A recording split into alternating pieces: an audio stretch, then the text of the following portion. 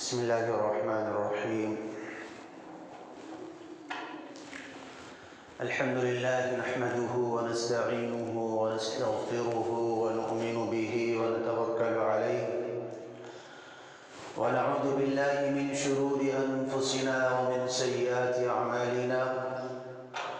من يهده الله فلا مضل له ومن يضلله فلا هادي له، ونشهد أن لا إله إلا الله وحده لا شريك له، ونشهد أن سيدنا مولانا محمدا عبده ورسوله صلى الله تعالى عليه وعلى آله وصحبه أجمعين.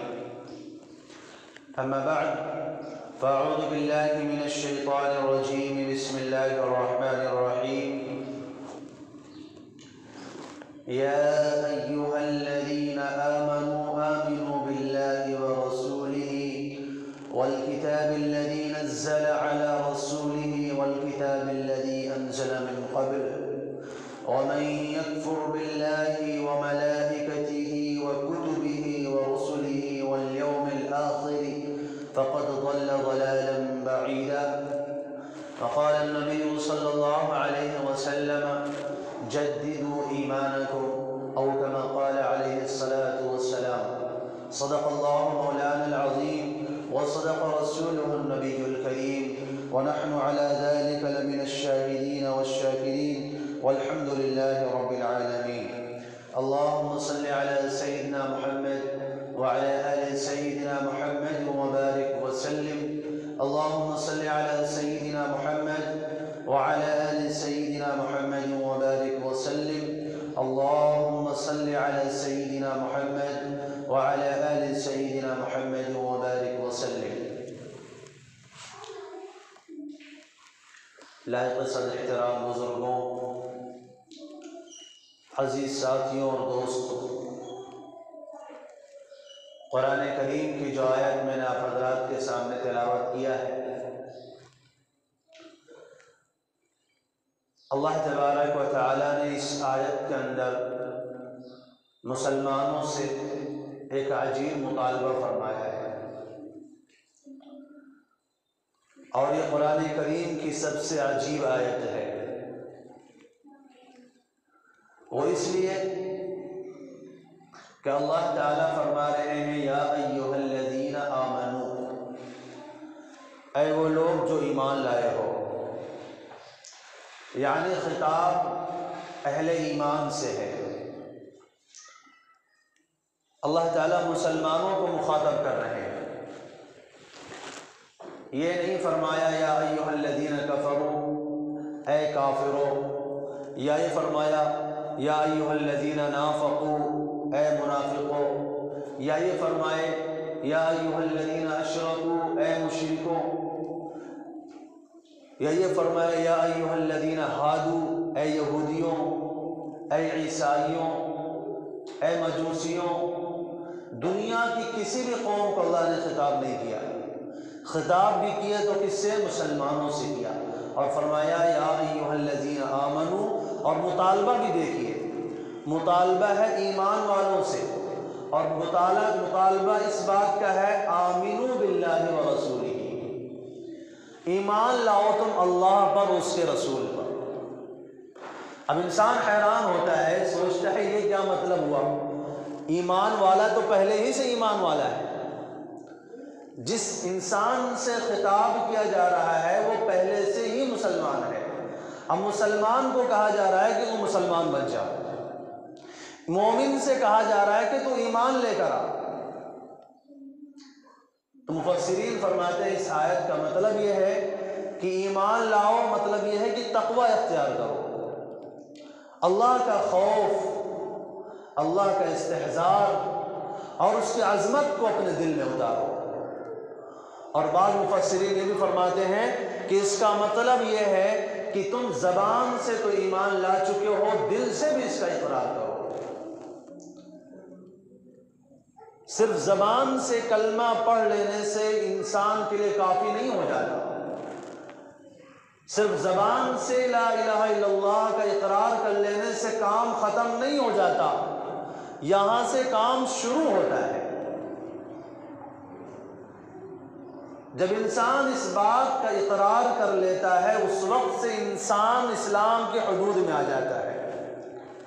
اب بقیہ ترقی حاصل کرنے کے لیے، درجات حاصل کرنے کے لیے، اللہ کے ہاں مقام حاصل کرنے کے لیے انسان کو اعمال کی ضرورت ہوتی ہے۔ لہذا ہمیں دو باتیں سکھائی جاتی ہیں، دو باتوں کا ہمیں حکم دیا جاتا ہے، اقرار باللسان و تصدیق بالقلب، کہ زبان سے اقرار کرو اور دل سے اس کا یقین دل میں بٹھاؤ،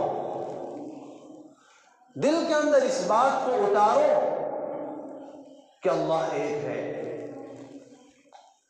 تو اقرار باللسان جو ہے اس میں تو ہم سبھی برابر ہیں، ہر کلمہ گو مسلمان جس نے بھی زبان سے لا الہ الا اللہ محمد رسول اللہ صلی اللہ علیہ وسلم کا اقرار کر لیا، ہر مسلمان اس درجے میں برابر ہے۔ اس درجے میں کوئی بھی مسلمان کسی سے افضل نہیں ہے۔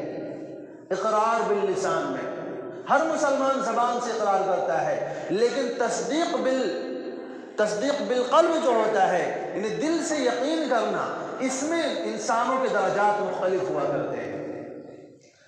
کسی کا عمل، کسی کا ایمان اس درجے کا پختہ ہوتا ہے، جیسے حضرت علی رضی اللہ تعالیٰ عنہ فرماتے ہیں، اگر جنت اور جہنم کو میرے سامنے لا کر رکھ دیا جائے تو میرے ایمان میں کوئی فرق نہیں آئے گا، یعنی بغیر دیکھے، بغیر اس کا مشاہدہ کیے جنت اور جہنم کو ایسا اس پر ایمان ہے، ایسا یقین ہے کہ فرمایا دیکھنے کے بعد بھی کوئی فرق نہیں پڑنے والا ہے۔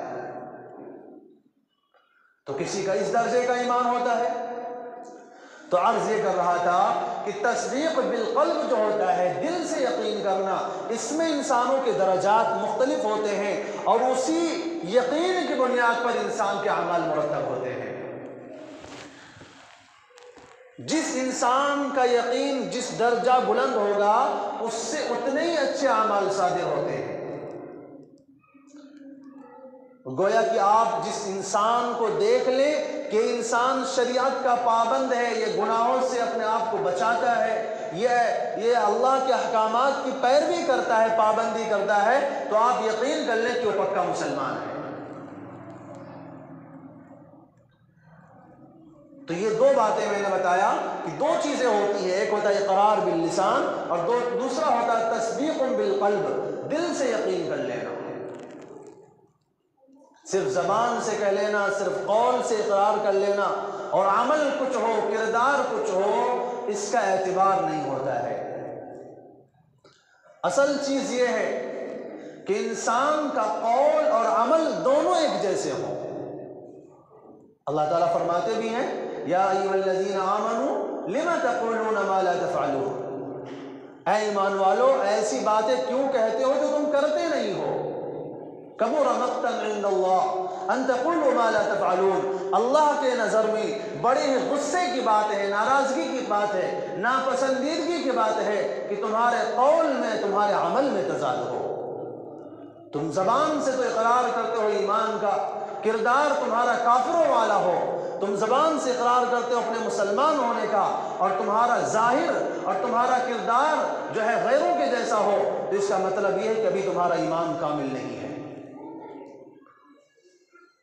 علامہ اقبال رحمۃ اللہ علیہ نے ایک بات فرمائی ہے، مسجد تو بنا لی پل بھر میں ایمان کی حرارت والوں نے، مسجد تو بنا دی پل بھر میں ایمان کی حرارت والوں نے، من اپنا پرانا پاپی تھا برسوں میں نمازی بن نہ سکا۔ تو ہم نے اقرار تو کر لیا ہے، ہم نے زبان سے تو کلمہ پڑھ لیا ہے، لیکن یہ چیز ابھی ہمارے دل میں نہیں اتری ہے۔ جس دن یہ بات ہمارے دل میں اتر گئی تو فرمایا اس دن سے پھر انسان جو ہے گناہوں کے پاس نہیں جاتا ہے، اس دن سے انسان کا کوئی بھی نیک عمل اس سے دور نہیں رہتا ہے، ہر اچھائی کو انسان اپنائے گا، ہر خیر کے کام میں انسان حصہ لیتا ہے۔ اور علامہ اقبال رحمۃ اللہ نے اسی نظم کے اندر آگے چل کر فرمایا ہے اپنے بارے میں، اقبال بڑا اپدیشک ہے، اپدیشک مطلب نصیحت کرنے والا ہے، اقبال بڑا اپدیشک ہے، من باتوں سے موہ لیتا ہے، گفتار کا یہ غازی تو بنا کردار کا غازی بن نہ سکا۔ تو اللہ تعالیٰ کی نظر میں جو محبوب ہوتا ہے وہ کردار کا غازی ہونا ہے. ہمارے لیے لمحہ فکریہ ہے، ہمارے لیے سوچنے کا مقام ہے کہ ہم اپنے آپ کو مسلمان کہتے ہیں، ہم اپنے آپ کو اہل ایمان کہتے ہیں، تو کیا ہمارے جسم کا ایک ایک عضو، ہمارے جسم کا ایک ایک حصہ مسلمان ہو چکا ہے؟ کیا ہماری آنکھیں مسلمان ہو چکی ہیں جو ناجائز چیزوں کی طرف اٹھنا بند ہو گئی ہوں؟ جن آنکھوں سے ہم نے ناجائز چیزیں دیکھنا بند کر دیے ہوں؟ اگر ایسا نہیں ہے تو ابھی ہماری آنکھیں مسلمان نہیں ہیں. کیا ہماری زبان مسلمان ہو گئی؟ کیا ہم اس زبان سے اب کسی کی غیبت نہیں کرتے؟ کیا ہم اس زبان سے اب کسی کو گالی نہیں دیتے؟ کیا اس زبان سے ہم کسی کو رسوا نہیں کرتے؟ کیا اس زبان سے ہم کسی کو ذلیل نہیں کرتے؟ کیا اس زبان سے ہم کسی کی چغلی نہیں کرتے؟ اور اگر ایسا کرتے ہیں، اگر ایسا ہوتا ہے تو اس کا مطلب یہ ہے کہ ہماری زبان ابھی مسلمان نہیں ہے. کیا ہمارے کان مسلمان ہو چکے ہیں؟ کیا ہم اس کان کے اندر شریعت کے اندر حرام چیزوں کو سننا بند کر دیا ہے؟ کیا اس کان کے ذریعے ہم نے لوگوں کے عیبوں کو ٹٹولنا اور تلاش کرنا بند کر دیا ہے؟ اگر ایسا نہیں ہے تو ابھی ہمارے کان مسلمان نہیں ہیں. غرض یہ ہے کہ انسان کو اپنے جسم کے ایک ایک عضو کے بارے میں یہ تحقیق کرنا، یہ پتہ لگانا کہ میرا یہ عضو مسلمان ہوا کہ نہیں ہوا ہے. ہماری آنکھ مسلمان ہوئی یا نہیں ہوئی، ہماری زبان مسلمان ہوئی یا نہیں ہوئی، ہمارے کان مسلمان ہوئے یا نہیں ہوئے، ہمارے ہاتھ مسلمان ہوئے یا نہیں ہوئے. کیا یہ ہمارے ہاتھ دوسروں کی عزتوں پر اٹھنا بند ہو گئے؟ کیا ہمارے ہاتھ کمزوروں اور مظلوموں پر اٹھنا بند ہو گئے؟ کیا ان ہمارے ہاتھوں نے کمزوروں کے حقوق کو چھیننا بند کر دیا ہے؟ اگر واقعی ایسا ہے، اگر ایسا نہیں ہے تو ابھی ہمارے ہاتھ بھی مسلمان نہیں. تو میں نے عرض یہ کیا کہ جسم کا ایک ایک عضو سے ہمیں تحقیق کرنا، ہمیں معلوم کرنا کہ ہمارا یہ عضو مسلمان ہے یا نہیں ہے. اور اگر ایسا نہیں ہے تو جب ہم گناہوں کے ڈھیر میں لتڑے ہوئے ہوں اور گناہوں کے اندر ہم جمے پڑے ہوئے ہوں، پھر ہماری مسلمانی کا کیا فائدہ ہے؟ ہم کس درجے کے مسلمان ہیں؟ اسی لیے شاعر نے کہا ہے، خرد نے کہہ دیا لا الہ تو کیا حاصل. خرد نے کہہ بھی دیا لا الہ تو کیا حاصل، دل و نگاہ مسلمان نہیں تو کچھ بھی نہیں. ایمان کا مقام اور ایمان کا جو درجہ ہوتا ہے وہ دل ہوتا ہے. انسان جب تک دل سے مسلمان نہ ہو وہ کامیاب اور مکمل مسلمان نہیں مانا جائے گا. اور ایمان ہمارا جو ہے یہ اتنی قیمتی چیز ہے، اتنی اہم چیز ہے کہ فرمایا یہ ہماری جانوں سے بھی زیادہ قیمتی ہے. ہماری جان چلی جائے لیکن اگر ہمارا ایمان سالم ہے، ہمارا ایمان محفوظ ہے تو ہم کامیاب ہیں. اور ہم جان بچا لے، ایمان ہمارا چلا جائے تو سمجھ لو ہم ناکام ہو گئے، برباد ہو گئے. فرماتے ہیں پوری دنیا کافروں سے بھر جائے لیکن ساری دنیا مل کر کے ایک مسلمان کے برابر نہیں ہو سکتی. وہ چاہے وقت کا بادشاہ ہو، وہ کسی ملک کا وزیر اعظم ہو، وہ کسی ملک کا صدر ہو، وہ کچھ بھی ہو، ساری کائنات کے انسان جو کافروں سے بھرے ہوئے ہو، ساری کائنات وہ ایک مسلمان کے ایمان کے برابر نہیں ہو سکتے. کیوں؟ کیونکہ روایت میں آتا ہے ایک بندہ قیامت کے دن ایسا آئے گا جس کے نامہ اعمال میں 99 دفتر گناہوں سے بھرے پڑے، گناہ ہی گناہ، گناہ ہی گناہ، اتنے گناہ کہ 99 دفتر گناہوں سے بھرے پڑے ہیں، ایک بھی نیکی نامہ اعمال میں نہیں ہے. بندہ سوچ رہا ہے اب تو مجھے برباد ہی ہونا ہے، اب تو جہنم کا ایندھن ہی بننا میرا مقدر ہے. کہتے فرشتہ آئے گا، ایک پرچی لا کر کے رکھے گا اور اس پرچی کو جب وزن کیا جائے گا تو اس کے سارے گناہ ہلکے ہو جائیں گے. انسان حیران ہو جائے گا، انسان سوچے گا کہ یہ کیا بات ہوئی. اللہ تعالیٰ سے عرض کرے گا اللہ میرے تو سارے اعمال نامے گناہوں سے بھرے ہوئے ہیں، یہ کیسے ہو گیا؟ تو اللہ تعالیٰ فرمائیں گے کہ یہ جو کلمہ ہے، یہ جو لا الہ الا اللہ ہے، اس کا جو وزن ہے یہ ساری کائنات سے بڑھ کر کے ہے. اسی لیے میں نے عرض کیا اگر ساری دنیا کافروں سے بھر جائے اور ساری دنیا کے اندر صرف کافر ہی کافر بھر جائیں لیکن وہ تمام کے تمام مل کر کے ایک مسلمان کے اور ایک مومن کے برابر نہیں ہو سکتے. یہ چیز ہے ہمارا ایمان. اور اس کی حفاظت کی ذمہ داری ہم سب کی ہے۔ اگر خدا نخواستہ ہم اس ایمان سے محروم کر دیے گئے تو یقین جانیے آپ ہر بھلائی سے محروم ہو گئے۔ اس لیے شیطان کا جو حملہ ہوتا ہے، شیطان کا جو وار ہوتا ہے، وہ ہمارے دل کے اوپر ہوتا ہے، ہمارے ایمان کے اوپر ہوتا ہے۔ وہ ہمارے دل کے اندر شکوک پیدا کرتا ہے، شبہات پیدا کرتا ہے، کبھی اللہ تعالیٰ کے ذات کے تعلق سے، کبھی رسول اللہ کی ذات کے تعلق سے، کبھی قرآن کے تعلق سے، کبھی قبر کے تعلق سے، کبھی حشر کے تعلق سے، کبھی میدان محشر کے اور جنت اور جہنم کے تعلق سے۔ وہ ہمارے دل کے اندر شکوک ڈالتا ہے، شبہات ڈالتا ہے کہ کسی طرح وہ ہم کو ایمان سے دور کر سکے۔ لہذا اس چیز کو لے کر کے ہمیں سب سے زیادہ چوکنا رہنا ہے اور سب سے زیادہ ہوشیار رہنا ہے کہ کوئی ہمارے ایمان پر حملہ نہ کر سکے، کیونکہ جہاں پر غفلت ہوتی ہے ڈاکو وہیں پر حملہ کرتا ہے۔ شیخ سعدی رحمۃ اللہ علیہ نے فرماتے جب میں چھوٹا تھا، بچپنے کے دن تھے تو میری والدہ نے مجھے سونے کی انگوٹھی بنا کر کے دی۔ میں اس انگوٹھی کو پہن کر کے باہر نکلا۔ یہ الگ مسئلہ ہے کہ سونے کی انگوٹھی مرد کے لیے جائز یا ناجائز ہے، بچپنے کا زمانہ تھا، اس زمانے میں اتنا شعور نہیں رہا ہوگا، ورنہ مسلمان کے لیے سونے کا استعمال جائز نہیں ہے۔ مسلمان مرد کے لیے آج ہم دیکھتے ہیں ہمارے نوجوان بھائی سونے کی انگوٹھی پہنے ہوتے ہیں، سونے کی چین گلے میں ڈالے ہوتے ہیں اور ہاتھ کے اندر کڑے بنا کر کے پہنے ہوتے ہیں۔ فرمایا رسول اللہ صلی اللہ علیہ وسلم نے ایک ہاتھ میں ریشم لے کر کے آئے اور ایک ہاتھ میں سونا لے کر کے آئے، فرمایا یہ وہ دو چیزیں ہیں جن کو اللہ تعالیٰ نے میری امت کے مردوں پر حرام کر دیا ہے اور میری امت کی عورتوں کے لیے حلال کیا ہے۔ یہ عورتوں کے لیے تو حلال ہے لیکن مردوں کے لیے اس کا استعمال جائز نہیں ہے۔ اگر کوئی اس کو استعمال کرے گا تو گویا کہ جہنم کی آگ کا وہ ٹکڑا اپنے گلے میں ڈال رہا ہے، وہ جہنم کی آگ کو اپنے ہاتھوں میں اور اپنے انگلیوں میں پہن رہا ہے۔ تو مسلمان مرد کے لیے سونے کا استعمال کسی بھی حال میں جائز نہیں ہے، کسی بھی شکل میں اس کو استعمال نہیں کر سکتا ہے۔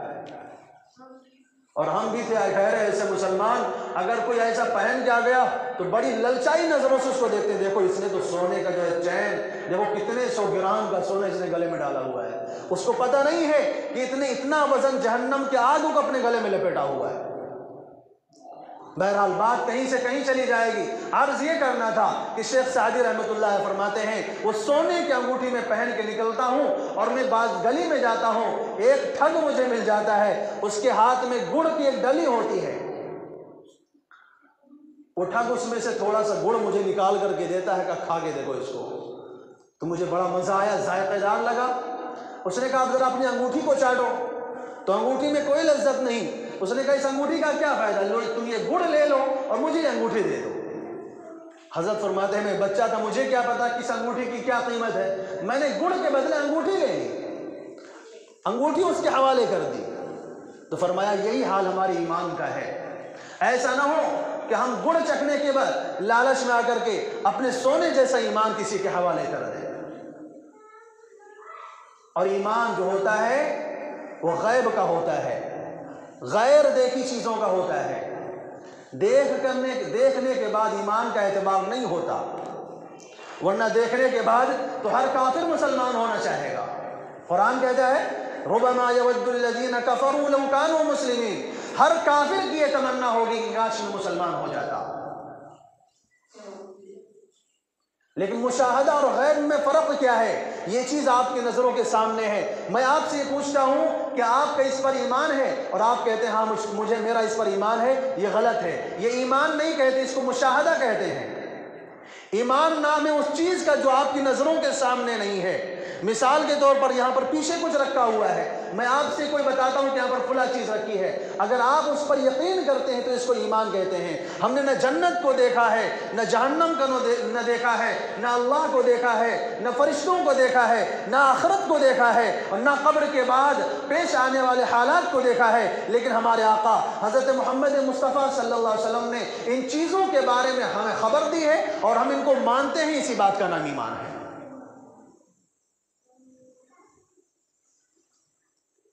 حضرت زبیدہ رحمۃ اللہ علیہ کا واقعہ بڑا مشہور واقعہ ہے، آپ نے سنا ہوگا हारून रशीद की बीवी हैं, बड़ी नेक औरत थी, अल्लाह वाली थी। कहते हैं एक दिन अपने शौहर के साथ कहीं जा रही हैं और उस ज़माने में एक बुजुर्ग थे बहलूल दाना रहमतुल्लाह अलैह, मजज़ूबुल हाल थे, हमेशा अल्लाह की मोहब्बत में, अल्लाह की याद में मगरूक रहते थे। उनको दुनिया और माफिया की खबर नहीं रहती थी। एक दिन हारून रशीद और अपनी बीवी हज़रत ज़ुबैदा के साथ जाते हैं तो उनको नदी के किनारे देखा, नदी के किनारे बैठ करके वो रेत के घर बना रहे हैं। हारून रशीद ने पूछा, बहलूल क्या कर रहे हो? उन्होंने कहा, मैं रेत के घर बना रहा हूँ। क्या करना है? कहा, इसको जो खरीदेगा मैं उसके लिए दुआ करूंगा कि अल्लाह ताला उसे जन्नत में महल अता फरमाए। पूछा, इसकी कीमत क्या है? कहा, सिर्फ 1 दीनार। तो बहलूल हारून रशीद ने समझा ये दीवाने की बड़ है, बकता हुआ जा रहा है, चले गए, वो निकल गए। पीछे से उनकी बीवी आई हज़रत ज़ुबैदा, उन्होंने आकर के वही हाल देखा। बहलूल से पूछा, क्या बना रहे हो? उन्होंने कहा, रेत के घर बना रहा हूँ। किस लिए? कहा, जो इसको खरीदेगा मैं उसके लिए दुआ करूंगा कि अल्लाह ताला उसे जन्नत में घर अता फरमाए। तो ज़ुबैदा फरमाती हैं, इसकी कीमत क्या है? उन्होंने कहा, 1 दीनार इसकी कीमत है। वो 1 दीनार उसके हवाले करती हैं और कहती हैं, बहलूल मेरे लिए अल्लाह से दुआ करना कि अल्लाह ताला मुझे जन्नत में घर अता फरमाए। अपने लिए दुआ करवा कर चली जाती है। दिन गुजर गया, रात आई, हारून रशीद ख्वाब में गए। जब सोते हैं तो रात को ख्वाब देखते हैं, जन्नत के महल्लात, जन्नत के सब्जा, वहाँ की पानी, वहाँ के चश्मे और वहाँ के फूल, वहाँ के फल, और एक बहुत बड़ा महल देखते हैं जो सुर्ख मोती का बना था, उस पर हज़रत ज़ुबैदा का नाम लिखा हुआ है। ये उस महल के अंदर जाना चाहते हैं और ये सोचते हैं ये तो मेरी बीवी का घर है, मुझे अंदर जाना चाहिए। चुनांचे जब वो अंदर जाने की कोशिश करते हैं और अंदर जब जाना चाहते हैं तो महल के ऊपर गेट पर एक दरबान खड़ा होता है, वो उनको अंदर जाने से रोक देता है और कहता है ये तुम्हारा घर नहीं है, ये तो कहते हैं मेरी बीवी का घर है। जब मेरी बीवी का घर है तो मेरा भी घर है। उन्होंने कहा, ये दुनिया नहीं है, ये जन्नत है, यहाँ पर वही दाखिल हो सकता है जिसकी मिल्कियत होगी, हर कोई ऐसी दाखिल नहीं हो सकता। अब हारून रशीद परेशान होते हैं कि वाकई लग रहा है कि बहलूल दाना की दुआ कबूल हो गई है। अब अगले दिन सुबह सुबह उठते हैं और फिर उसी नदी के किनारे जाते हैं, हज़रत बहलूल दाना को तलाश करते हैं, देखते हैं कि फिर उसी हालत में बैठे हुए हैं, रेत के घर बना रहे हैं। बहलूल से पूछते हैं कि बहलूल ये घर किस लिए बना रहे हो? उन्होंने कहा, मैं ये घर इसलिए बना रहा हूँ ताकि जो मुझे इसकी कीमत देगा मैं उसके लिए दुआ करूँगा कि अल्लाह ताला उसको जन्नत में घर अता फरमाए। हज़रत बहलूल से हारून रशीद ने पूछा, इसकी कीमत क्या है? उन्होंने कहा, पूरी दुनिया की बादशाही। उन्होंने कहा, मैं तो इतनी कीमत नहीं अदा कर सकता, कल तो आपने सिर्फ 1 दीनार इसकी कीमत बताई थी, आज आप पूरी दुनिया की बादशाही मांग रहे हैं और मैं पूरी दुनिया की बादशाही के लाकर कहां से दे सकता हूं? तो बहलूल दाना ने फरमाया, देखने के बाद सौदे की कीमत बदल जाया करती है।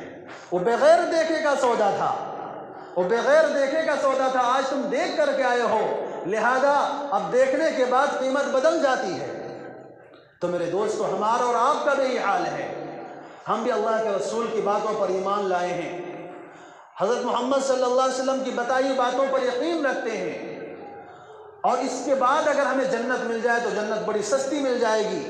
वरना अगर कोई बंदा ईमान के बगैर दुनिया से चला गया और वहाँ जाने के बाद अब अल्लाह ताला से कह रहा है कि अल्लाह ताला सारी दुनिया की दौलत ले लीजिए और मुझे जन्नत में दाखिल कर दीजिए, तो अल्लाह ताला कहते हैं नहीं, ऐसा नहीं होगा। कुरान करीम में कई जगह पर आयत इस तरह की बात अल्लाह ताला ने फरमाई है, यवद्दुल मुजरिमु लौ यफ्तदी मिन अज़ाबि यौमिज़िन बिबनीहि व साहिबतिहि व अख़ीहि व फ़सीलतिहि अल्लती तुअवीहि व मन फ़िल अर्दि जमीअन सुम्मा युनजीहि कल्ला इन्नहा लज़ा। अल्लाह ताला कहते हैं उस दिन मुजरिम, फासिक और फाजिर इंसान, बदकिरदार इंसान, काफिर इंसान अल्लाह से तमन्ना करेगा, अल्लाह मेरी बीवी भी ले लीजिए, मेरी औलाद भी ले लीजिए, मेरा ख़ानदान भी ले लीजिए, बल्कि सारे इंसानों को ले लीजिए और सारी दुनिया की दौलत को ले लीजिए और दुनिया के अंदर जितनी चीज़ें थी वो सब कुछ तो ले लीजिए और क्या कर दीजिए, तुम युनजीह, अल्लाह मुझे जहन्नम से बचा दीजिए और उस जन्नत में दाखिल कर दीजिए। तो अल्लाह ताला कहेंगे नहीं, कल्ला, हरगिज़ नहीं, ऐसा नहीं हो सकता।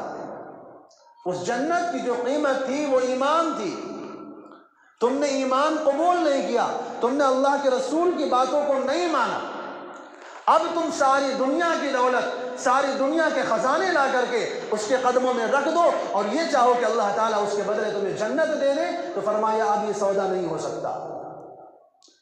تو ایمان جو ہوتا ہے، میں عرض یہ کر رہا تھا، ایمان کہتے ہیں بغیر دیکھی چیزوں پر ایمان لانا۔ قرآن کریم کی پہلے پارے کے پہلے صفحے میں ہمیں یہی بات بتائی گئی، الذین یؤمنون بالغیب، جو اللہ پر ایمان رکھتے ہیں بغیر دیکھے ہوئے۔ دیکھنے کے بعد تو ہر ایک کی تمنا ہوگی کاش کی جنت میری ہوتی، کاش کا یہ مقام میرا ہوتا، کاش کی جنت میں جانے کا مجھے بھی اختیار ہوتا، مجھے بھی حق حاصل ہوتا۔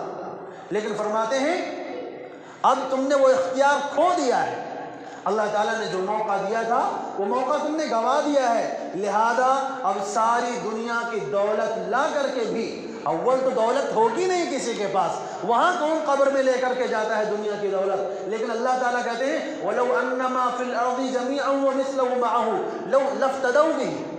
قرآن کہتا ہے وَلَوْ أَنَّ لِلَّذِينَ كَفَرُوا، اگر ان کافروں کے واسطے سارے دنیا کے خزانے ہو جائیں اور اس کو لے جا کر کے اللہ تعالیٰ کے پاس پیش کریں، تو اللہ تعالیٰ کہیں گے مَا تُقُبِّلَ مِنْهُمْ، یہ اب قبول نہیں ہوگا۔ ایک مرتبہ رسول اللہ صلی اللہ علیہ وسلم جہاز سے تشریف لائے، راستے میں تھے، ایک جگہ پر آپ صلی اللہ علیہ وسلم نے استنجا فرمایا، اور استنجا فرمانے کے بعد آپ نے وہیں پر تیمم کیا، حالانکہ پانی کا چشمہ سامنے موجود ہے۔ ایک صحابی عرض کرتے ہیں اللہ کے رسول، سامنے پانی موجود ہے پھر بھی آپ تیمم فرما رہے ہیں، تو رسول اللہ صلی اللہ علیہ وسلم فرماتے ہیں مجھے یقین نہیں ہے کہ میں پانی کے چشمے تک چل کر جا سکوں گا اور میری موت نہ آئے، لہذا میں نے پہلے ہی تیمم کر لیا ہے تاکہ ایسا نہ ہو کہ بغیر وضو کی حالت میں میری موت آ جائے۔ پھر اس کے بعد رسول اللہ صلی اللہ علیہ وسلم نے اس چشمے سے وضو فرمایا، اور وضو فرمانے کے بعد صحابہ کرام کو نصیحت کرنے بیٹھ گئے اور ایک سوال فرمایا، سوال فرماتے ہیں بتاؤ سب سے زیادہ عجیب ایمان کس کا ہے؟ سب سے زیادہ عجیب ایمان کس کا ہے؟ تو صحابہ کرام نے جواب دیا اللہ کے رسول فرشتوں کا، کیونکہ فرشتے وہ مخلوق ہیں جو آسمان کی چیزوں کو دیکھتے ہیں، جو اللہ تعالیٰ کا عرش دیکھتے ہیں، جنت دیکھتے ہیں، جہنم دیکھتے ہیں، وہ ساری چیزوں کا مشاہدہ کرتے ہیں، تو سب سے عجیب ایمان ان کا ہے۔ تو رسول اللہ صلی اللہ علیہ وسلم نے فرمایا اللہ تعالیٰ نے ان کے اندر جب گناہوں کا داعیہ ہی نہیں رکھا ہے، جذبہ ہی نہیں گناہوں کا، ان کے اندر گناہوں کی صلاحیت ہی نہیں ہے، اور وہ تو اللہ تعالیٰ کے عرش کو اور وہاں کی چیزوں کو اپنی آنکھوں سے دیکھتے ہیں، تو پھر ایمان لانا کون سا کمال کی بات ہوئی؟ فرشتوں کا ایمان سب سے عجیب نہیں ہے، وہ تو اللہ کے حکم کے سامنے مجبور ہیں، ان کے بارے میں تو اللہ نے صاف فرما دیا لا یعصون اللہ ما امرهم، کہ اللہ کے حکم کی خلاف ورزی وہ نہیں کر سکتے، ان کے اندر یہ صلاحیت ہی نہیں ہے کہ اللہ تعالیٰ کے حکموں کے خلاف جائیں۔ تو صحابہ کرام نے کہا پھر ہو سکتا، پھر انبیاء علیہ السلام کا ایمان سب سے زیادہ عجیب ہے؟ تو رسول اللہ صلی اللہ علیہ وسلم نے فرمایا نہیں، انبیاء علیہ السلام کا ایمان بھی عجیب نہیں ہے، کیونکہ انبیاء علیہ السلام وہ مخلوق ہے، وہ قوم ہے جن کے پاس اللہ تعالیٰ کا ڈائریکٹ تعلق ہوتا ہے، فرشتے اترتے ہیں، اللہ کی وحی نازل ہوتی ہے، کتابیں نازل ہوتی ہیں۔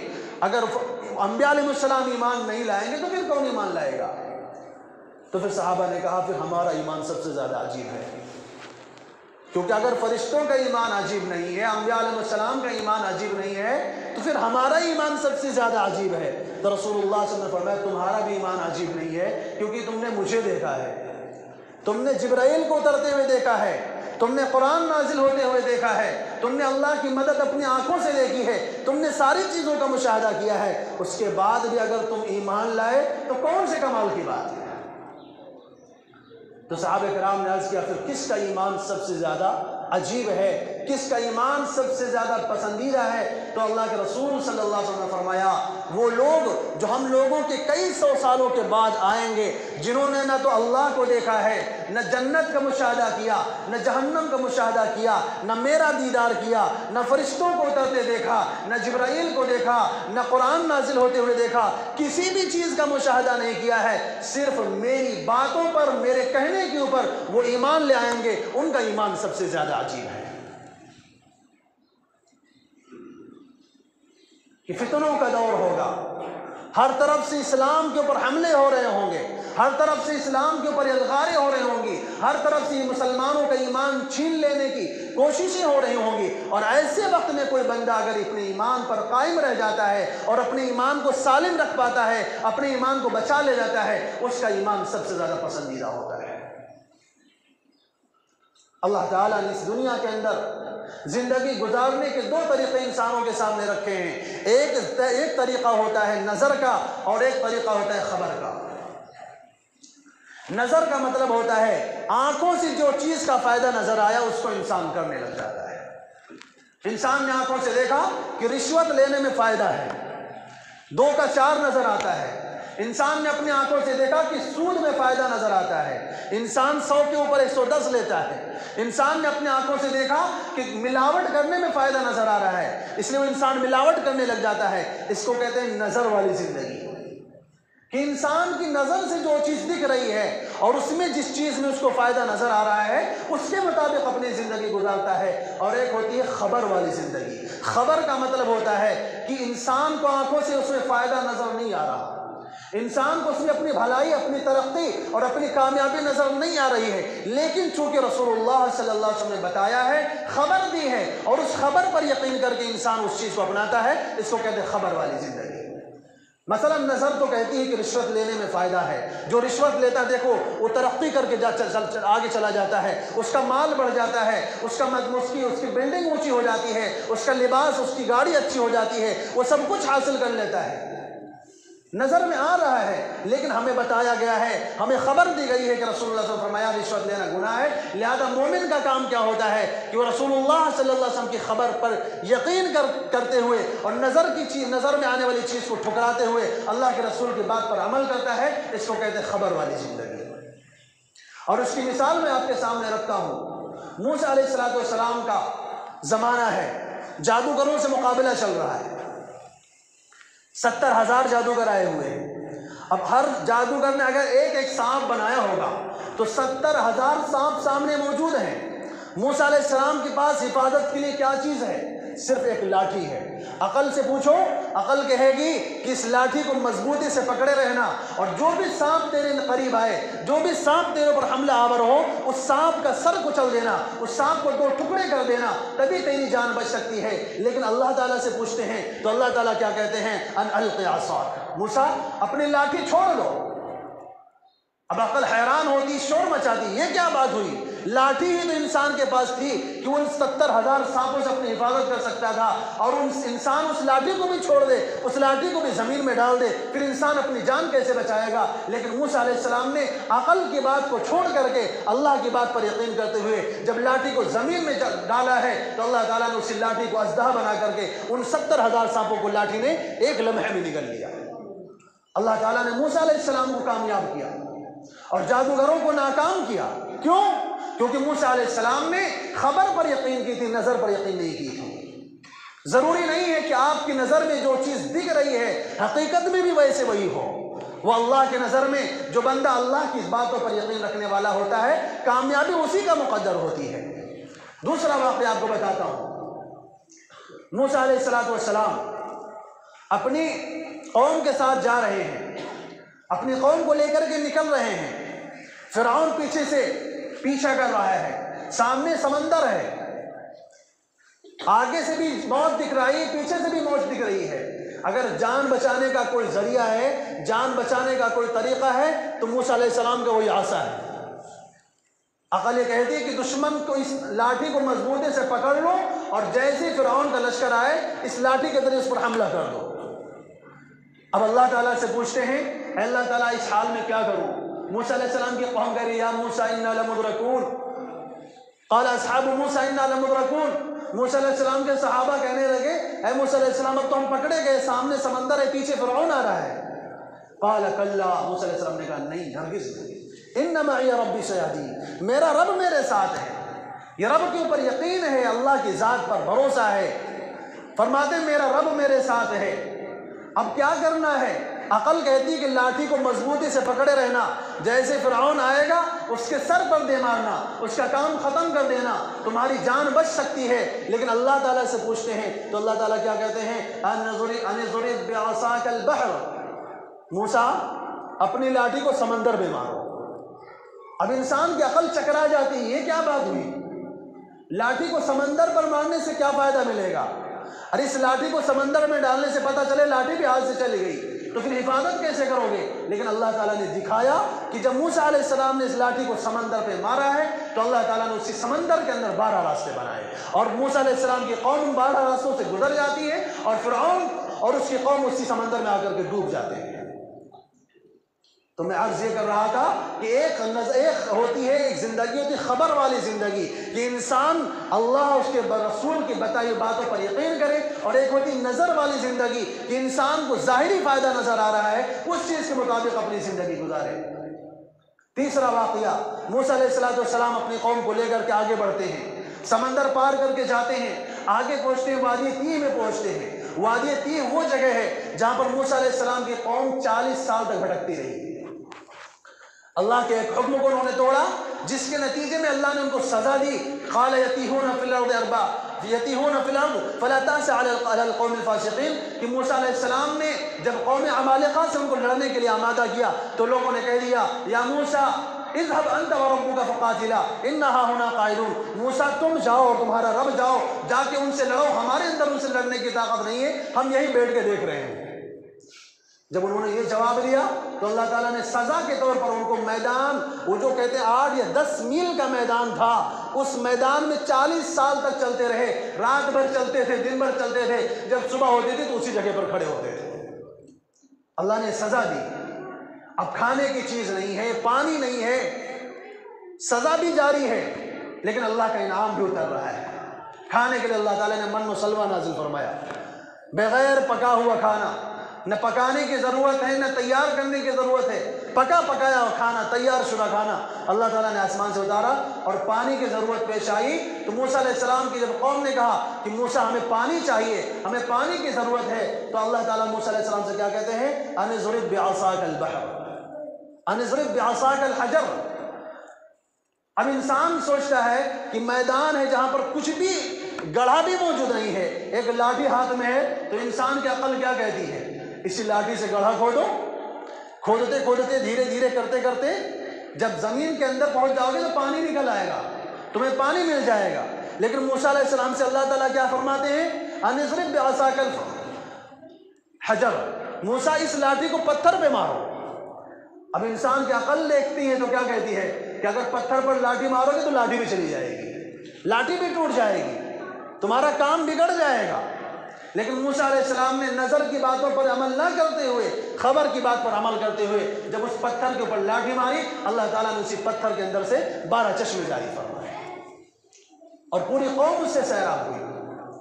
تو عرض یہ کر رہا تھا، ایک ہوتی ہے نظر والی زندگی اور ایک ہوتی ہے خبر والی زندگی۔ ہم مسلمان ہیں، ہمیں اللہ کے رسول پر اور ان کی باتوں پر ایمان ہے، اور ہمیں اسی کے مطابق اپنی زندگی کو گزارنا ہے، اور اسی کے مطابق اپنے آپ کو ہمیں اسی سانچے میں ڈھالنا ہے۔ اللہ تعالیٰ اپنے بندوں کی طرف اور اپنے ایمان والے بندوں کی آزمائش کرتے ہیں، ان کا امتحان لیتے ہیں۔ یہ تو پکی بات ہے کہ اہل ایمان کی آزمائش ہوتی ہے، حالات آتے ہیں ایمان والوں کے اوپر، کافروں کے اوپر حالات نہیں آتے، کیونکہ کافروں کی جو زندگی ہے وہ صرف دنیا بھر کے لیے ہے، ان کی ساری راحتیں، سارے مزے، سارے عیش اور سارے آرام جو ہیں وہ صرف دنیا تک کے لیے ہیں۔ مرنے کے بعد فرمایا لا خلاق لهم فی الآخرہ، آخرت میں ان کو کچھ نہیں ملنے والا۔ لیکن ایمان والوں کے اوپر اللہ تعالیٰ حالات ڈالتے ہیں، مشکلات ڈالتے ہیں، پریشانیاں ڈالتے ہیں، بیماریاں ڈالتے ہیں، اور مقصد کچھ اور نہیں ہوتا ہے، صرف جانچنا مقصود ہوتا ہے، پرکھنا مقصود ہوتا ہے۔ اللہ تعالیٰ فرماتے ہیں ام حسبتم ان تدخلوا الجنۃ ولما يعلم الله الذين جاهدوا منكم ويعلم الصابرين ام حسبتم ان يقولوا آمنا وهم لا يفتنون، کیا لوگوں نے یہ سمجھ لیا کہ بس تم یہ کہہ دو کہ ہم ایمان لے آئے اور لا الہ الا اللہ محمد رسول اللہ کا اقرار کر لو، اس کے بعد اب تمہارے اوپر حالات نہیں آئیں گے، مشکلات نہیں آئیں گی، پریشانیاں نہیں آئیں گی؟ فرمایا ایسا نہیں ہے، بلکہ اللہ تعالیٰ نے تم سے پہلے لوگوں کو بھی آزمایا ہے، ان پر بھی حالات ڈالے ہیں، پریشانیاں ڈالی ہیں، مقصد کچھ اور نہیں ہوتا ہے، مقصد پریشان کرنا نہیں ہوتا ہے، اللہ تعالیٰ جانچنا چاہتے ہیں، پرکھنا چاہتے ہیں کہ تم نے دعویٰ کیا ہے ایمان کا، اللہ کے اوپر یقین کا دعویٰ کیا ہے، دیکھنا دیکھنا چاہتے ہیں کہ تم اس یقین میں کتنے سچے ہو۔ اور فرمایا وبشر الصابرین، بشارت دے دیجیے خوش صبر کرنے والوں کو۔ وَلَنَبْلُوَنَّكُمْ بِشَيْءٍ مِّنَ الْخَوْفِ وَالْجُوعِ وَنَقْصٍ مِّنَ الْأَمْوَالِ وَالْأَنفُسِ وَالثَّمَرَاتِ، فرمایا ہم تم کو آزمائیں گے، کبھی جان میں کمی کر کے، کبھی مال میں کمی کر کے، کبھی صحت میں کمی کر کے، ہر طرح سے آزمائیں گے، تمہیں کھنگالیں گے اور تمہارا ہم جائزہ لیں گے، تمہیں ہم چھان پھٹک کریں گے، یہ دیکھنے کے لیے کہ کون اللہ والے ہیں اور کون بھلک جانے والے ہیں، کون بکھر جانے والے ہیں۔ اور فرمایا وبشر الصابرین، اور خوشخبری سنا دیجئے ان لوگوں کو جو اللہ کی طرف سے آنے والے حالات پر صبر کرتے ہیں اور جمے رہتے ہیں ایمان کے اوپر۔ اور وہ یہ کہتے ہیں الذین اذا اصابتهم مصیبۃ قالوا انا للہ وانا الیہ راجعون، کہ جب بھی ان کے اوپر اللہ کی طرف سے کوئی مصیبت آتی ہے، کوئی آزمائش آتی ہے، تو یہ کہتے ہیں کہ ہم اللہ ہی کی طرف سے آئے تھے اور ہمیں اللہ ہی کی طرف جانا ہے، ہمارا سب کچھ اللہ ہی کے لیے ہے، وہ جس حال میں رکھے وہی حال اچھا ہے۔ تو انسان کی زندگی کا ایک ایک لمحہ آزمائش ہے۔ اگر انسان کو اللہ نے مال دیا ہے تو مال آزمائش ہے، اگر انسان کو اللہ نے فقر دیا ہے تو فقیری آزمائش ہے، اگر اللہ نے صحت دی ہے تو صحت آزمائش ہے، اگر اللہ نے بیماری دی ہے تو بیماری بھی آزمائش ہے۔ اللہ تعالیٰ دیکھنا چاہتے ہیں کہ کون اچھی حالت میں خوش جو ہے شکر ادا کرتا ہے اور کون تکلیف دہ حالت میں صبر کا مظاہرہ کرتا ہے۔ اور فرمایا شکر کرنے والوں کے لیے بھی جنت ہے اور صبر کرنے والوں کے لیے بھی جنت ہے۔ جنت دونوں کے لیے ہے، لیکن شرط یہ ہے کہ جب خوشی کی حالت ہو تو انسان شکر کا مظاہرہ کرے اور جب غمی کی حالت ہو تو انسان صبر کا مظاہرہ کرے۔ لیکن انسان کی آزمائش ہوتی ضرور ہے۔ اللہ تعالیٰ فرماتے ہیں وَتِلْكَ الْأَيَّامُ نُدَاوِلُهَا بَيْنَ النَّاسِ، یہ دن ہم الٹتے پلٹتے رہتے ہیں، ہر انسان کے ساتھ حالات ہمیشہ یکساں نہیں رہتے، کبھی صحت ہوتی ہے، کبھی بیماری ہوتی ہے، کبھی خوشی ہوتی ہے، کبھی غم ہوتا ہے۔ آج کسی گھر میں خوشی کے شادیانے بج رہے ہوتے ہیں تو دوسرے دن اسی گھر میں ماتم برپا ہوتا ہے، اور آج کسی گھر میں جو ہے شادی ہو رہی ہوتی ہے تو دوسرے دن اسی گھر میں جو ہے موت کا غم ظاہر ہوتا ہے۔ تو یہ دنیا کے حالات ہیں، یہ دنیا کی جو ہے پریشانیاں ہیں۔ اللہ تعالیٰ فرماتے ہیں تلک الایام نداولها بین الناس، ہم انسانوں کے حالات کو الٹتے پلٹتے رہتے ہیں، بدلتے رہتے ہیں، اور مقصد کچھ اور نہیں ہوتا ہے۔ فرماتے ہیں ہم جب کوئی چیز خریدنے جاتے ہیں اس کی مضبوطی دیکھنے کے لیے اس کے اوپر ٹھوکر مارتے ہیں، دیکھنے کے لیے اس برتن کو دیکھنے کے لیے اس میں مضبوطی ہے کہ نہیں ہے۔ اللہ تعالیٰ بھی ہمارے ایمان کی مضبوطی کو دیکھنا چاہتے ہیں، اس لیے اللہ تعالیٰ ہمارے اوپر حالات لے کر کے آتے ہیں کہ دیکھیں بندے کے اوپر، بندے نے دعویٰ تو کر دیا ہے ایمان کا، دیکھیں جمتا ہے یا نہیں جمتا ہے، باقی رہتا بھی یا نہیں باقی رہتا ہے۔ میں آخری بات سنا کر کے اپنے بات کو ختم کروں گا۔ عمر رضی اللہ تعالیٰ عنہ کے زمانے میں دو صحابی تھے، کافروں کی قید میں آ گئے۔ اب کافروں نے ان کو ہر طرح سے دھمکی دی، تمہاری جان لے لیں گے، تمہیں قتل کر دیں گے، تمہیں مار دیں گے، تم اپنے ایمان سے پھر جاؤ۔ مقصد تھا ایمان سے گرا دینا، ان کو ایمان سے ہٹا دینا مقصد تھا، اور کوئی مقصد نہیں۔ پہلے لالچ دی، مال کی لالچ دی، عہدے کی لالچ دی، عورت کی لالچ دی، ہر طرح کی لالچ دی، لیکن جب دیکھا وہ کسی بھی طرح نہیں پگھل رہے ہیں تو دھمکی دینے لگ گئے۔ پھر بھی ان کے اوپر ان دھمکیوں کو کوئی اثر نہ ہوا، بلکہ وہ صحابہ کہنے لگے اقض ما انت قاض انما تقضی هذه الحیات الدنیا، تم سے جو ہو سکتا ہے وہ کر لو، یقیناً تم جو کچھ کر سکتے ہو صرف اس دنیا میں کر سکتے ہو، اس کے علاوہ اور کیا کر سکتے ہو؟ زیادہ سے زیادہ ہماری جان لے لو گے، اور اس کے علاوہ کیا کر سکتے ہو؟ تو انہوں نے ایک پلان بنایا، انہوں نے ایک بہت بڑے کڑھائی کے اندر تیل گرم کیا، اور اس تیل کو گرم کرنے کے بعد کہنے لگے اگر تم اپنے ایمان سے نہیں پھرتے اور ہمارا مذہب نہیں قبول کرتے تو اسی کڑھائی کے اندر تمہیں ڈال کر کے ہم بھون دیں گے۔ انہوں نے کہا تم سے جو ہو سکے کر لو۔ جب ان کی اس کڑھائی کو دیکھنے کے بعد بھی ان کی ایمان میں ذرا بھی تزلزل پیدا نہیں ہوا تو انہوں نے ایک صحابی کو اٹھا کر کے اسی کڑھائی میں ڈال دیا۔ اب آپ جانتے ہیں جب گوشت کو کھولتے ہوئے تیل میں ڈالا جائے تو کس طرح پکتا ہے۔ لمحوں کے اندر، منٹوں کے اندر ان صحابی رسول کے گوشت ہڈیوں سے الگ ہو کر کے اور ان کا کھال ان کے بدن سے جدا ہو گئے اور ان کے بدن کا کباب بن گیا۔ جب اس منظر کو دوسرے صحابی نے دیکھا، ان کی آنکھوں میں آنسو آ گئے، سامنے والوں نے سمجھا ڈر گئے ہیں، شاید اپنے ساتھی کی جب حالت دیکھی ہے تو اب ان کے اندر کچھ تبدیلی پیدا ہو رہی ہے۔ کہنے لگے ہم تم سے پہلے ہی کہہ رہے تھے ہماری بات مان لو، ہم تمہیں کچھ نہیں کہیں گے، تم ہمارا مذہب قبول کر لو۔ انہوں نے کہا تو نے کیا سمجھا ہے؟ تو نے سمجھا کہ ہم موت کے ڈر سے ہماری آنکھوں میں آنسو آئے ہوئے ہیں، میں موت کے ڈر سے رو رہا ہوں؟ ایسا بالکل نہیں ہے، بلکہ میں تو یہ سوچ رہا ہوں کہ میرے پاس تو ایک ہی جان ہے، کاش کہ میرے پاس میرے بدن پہ جتنے بال ہیں اتنی جانیں ہوتی اور میں ایک ایک کر کے اللہ کی راہ میں اس کو قربان کر دیتا اور اللہ کے دربار میں اس کا نذرانہ پیش کرتا۔ تو میرے دوستو، اللہ تعالیٰ نے ہم سبھی کو جو یہ ایمان کی دولت عطا فرمائی ہے، کائنات کی ساری دولت مل کر کے بھی اس دولت کا مقابلہ نہیں کر سکتی، اور ہم سب کی یہ ذمہ داری ہے، ہم سب کا یہ فریضہ ہے کہ کچھ بھی ہو جائے، حالات کیسے بھی آ جائیں، آپ کی جان پر بن جائے، خاندان پر بن جائے، ایمان آپ کے مال پر بن جائے، کاروبار چلا جائے، سب کچھ لٹ جائے، لیکن یہ دولت آپ کے ہاتھ سے نہیں جانی چاہیے، کیونکہ اس دولت سے بڑی کوئی دولت اللہ تعالیٰ نے کسی بھی انسان کو نہیں دی ہے۔ جس انسان کو اللہ تعالیٰ نے ایمان کی توفیق دی ہو، اور یقیناً یہی وہ دولت ہے جس کے اوپر آپ کی اگلی زندگی کا مدار ہے، جو مرنے کے بعد کی زندگی کہلاتی ہے۔ جو بندہ ایمان کے ساتھ دنیا سے جائے گا وہ ایک نہ ایک دن ضرور جنت جائے گا، وہ چاہے اپنے گناہوں کی کچھ دن سزا بھگتنے کے بعد جائے، لیکن جو بندہ بغیر ایمان کی دنیا سے چلا گیا تو پھر اس نے دنیا میں کیا کیا ہے اور کیا نہیں کیا ہے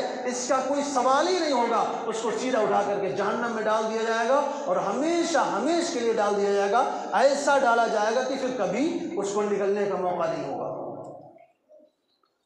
خالدین فیہا ابدا، اللہ تعالیٰ نے فرمایا ہے کہ اس جہنم کے اندر ہمیشہ ہمیشہ رہیں گے، کوئی طاقت، کوئی دولت، کوئی عہدہ اور کسی کی سفارش اور کوئی بھی ایسی چیز نہیں ہوگی جو انسان کو اس جہنم کے گڑھے سے نکال سکے اور جہنم کے عذاب سے نجات دلا سکے۔ اگر کوئی چیز ہمیں بچا سکتی ہے تو ہمارا ایمان ہے۔ اس لیے اللہ تعالیٰ نے ہمیں جو یہ دولت دی ہے، اس دولت کی قدر کریں اور اس کی حفاظت کے لیے ساری زندگی اپنی لگائیں اور زندگی کو اس کے لیے قربان کریں، اور ہر لمحہ کسی بھی وقت بھی اپنی ایمان کا سودا نہ کریں، اپنی ایمان کا کسی بھی حالت میں اس کو ہم غیروں کے ہاتھ فروخت نہ کریں۔ ایسا نہ ہو کہ ہم چند سکوں کے عوض اور روپیوں کے چند ٹکڑوں کے عوض اور چند عہدوں کے لالچ میں آ کر کے ہم اپنے ایمان کا سودا کر کے